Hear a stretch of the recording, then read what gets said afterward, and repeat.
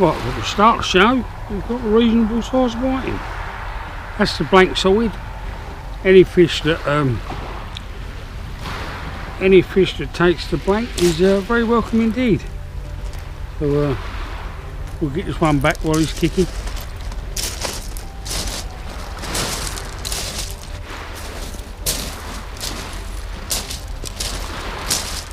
Well, he's gone back, happy enough. Happy days. There's a start.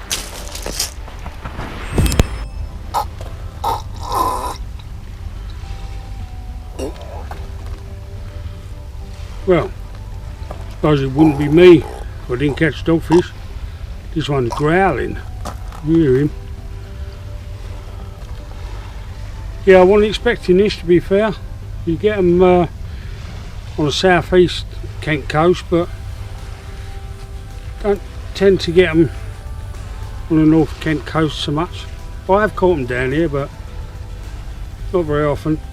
But yeah, still glad to see. So I'll get this one back, and it's gone high tide now. There's probably only an hour or so fishing left, so this is only going to be a really short one, and I'll start packing up. There is more to that story, but I'll update you in a bit. Well, morning all. Bit of a strange one tonight. Intro and outro at the same time, and I'll explain. Before I do, I just want to say a quick thank you to everyone that's subscribed, and if you haven't done so already, please consider hitting the subscribe button. We hit the 500 mark a few months ago, and we're almost at 600 now, so if you'll hit that button for me and just to help us out, be much appreciated. But yeah, as I say, a very bizarre night tonight. It is Friday the 15th of April, Good Friday, but it is currently about 10 to 2 in the morning. High tide was 12 o'clock. I got here about 10 o'clock. I had planned on fishing probably till 3. I'd probably only for another hour, about 3ish. But yeah, I started with a whiting. Nothing to jump about, but saves the blanks. So any fish that does that is very welcome. Like dear old Graham says, a fish is a fish is a fish. And with the fishing the way it is in the UK shores, unless you're at Cornwall or lucky enough to live near the Bristol Channel or Chesil Beach end of the island, then you can expect something a bit better. But the ordinary coast, especially down south, rays are coming in. We get nice bass down there as the water warms up. But winter months is always whiting, and you can't. And if you don't want to catch them, you might as well not go, because you're gonna catch them. So I don't mind catching them, and the one I had was fair old size, so I was quite pleased with that. And then I was quite surprised. Shouldn't be for me really, but I had quite a large dogfish. Shame John wasn't here, because he would definitely have took that one over the table without a doubt. But yeah, I was quite surprised to get that on the North Kent coast. Get them on the south east coast, deal and warmer. If you've watched my other videos, you've probably seen you can pull dogfish out all day long. I was quite surprised. I have caught them at Barton's Point, Sheffield, which is where I am. If I haven't mentioned that already, I might not have done. I have caught them here before, but very few and far between, so I was quite happy to see that. But yeah, getting back to why I've packed up a little bit early, I had a visitor about 12:30ish. I'm as pitch black, so it's hard to gauge. I'm guessing early 20s on a bike, about 6 foot, slim, coming out of chat. asked me for a cigarette, which I was quite happy to give him. Then he was talking about fishing, and very quickly you could realise that he knew nothing about fishing at all. But all he kept on about was how quiet it was. Now there was no one around. There's people further up the beach fishing, but quite a distance away. But it just didn't seem right the way he kept looking and kept saying how quiet it was, and it was a bit strange. It's a bit, don't know, didn't seem right. So I got, but then he said, "All right, thanks very much," and away he went. I thought, oh, okay, yeah, no problem. And only about 10 minutes later, he come back. "Really sorry, mate. Do you mind if I have another cigarette?" I said, "I'll pay you for it." And to be fair, the fella gave me a £1.50. But then he was talking about again how quiet it was here. Was that my van up there? And is that a GoPro you got there? And while he was chatting, I'd already had my smaller filleting knife in my hand, in my pocket, and I opened my box and got my big one out. Quite big Berkeley one, it's about that long. And I sort of fiddled with that in my pocket as well, with me hoodie pockets at the front, you know what I mean. So I had one in one hand and one in the other. And he actually said to me, "What have you got in your pocket?" I thought, hold on a minute, no, this is definitely not right here. So I pulled out my phone in my left hand and my bloody great knife in the right hand. So I've got a phone and a great big filleting knife, because you can never be too careful, can you? Oh, we went, oh, okay. And yeah, alright, well, I'm going to go. And away he went. And I mean, don't get me wrong, he didn't bother me too much. But, especially two bloody great knives, one big knife in either hand. He didn't worry me too much. Especially young and a bit naive. But I kept thinking, is he coming back in a minute with half a dozen mates? So I thought, no, I'm not risking losing any of my stuff.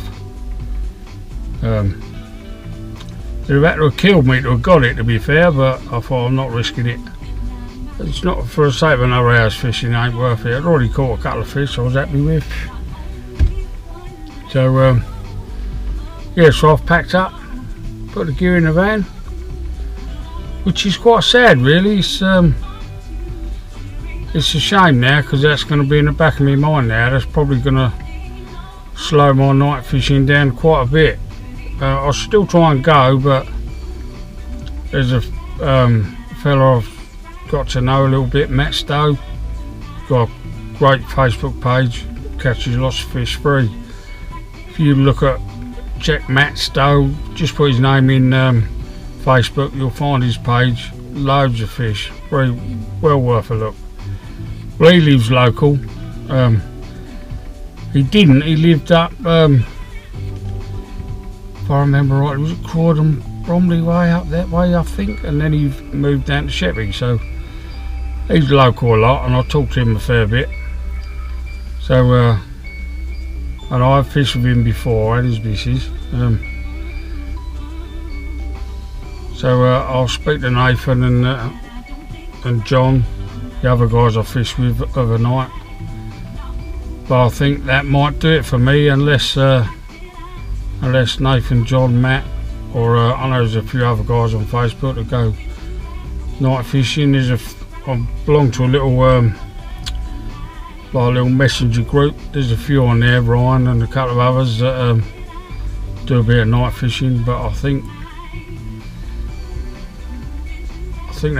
that might be it as far as doing it on my own in future. I think, as much as I enjoy it, and I like the fact I'm on my own and it's dead quiet, but I've had a few guys at work say to me, to be fair, "You're nuts, you're mad, what are you doing?" being down there on your own. But I quite enjoy it. But yeah, perhaps I should listen. Perhaps it's a bit daft to be in the middle of nowhere. So yeah, so that's me really. I've packed up just in case he decides to come back with his mates and try to help himself to any of my gear. I'm not having that. So I was chuffed, but a reasonable sized white, and I was chuffed with the dogfish.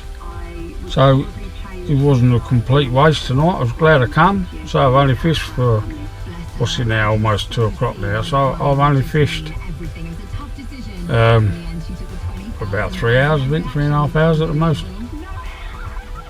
But it's been alright, it's been enjoyable. I've been using my multipliers again tonight. I've ordered the new line for my fixed ball reels, but I didn't check the delivery date, and it's not coming till about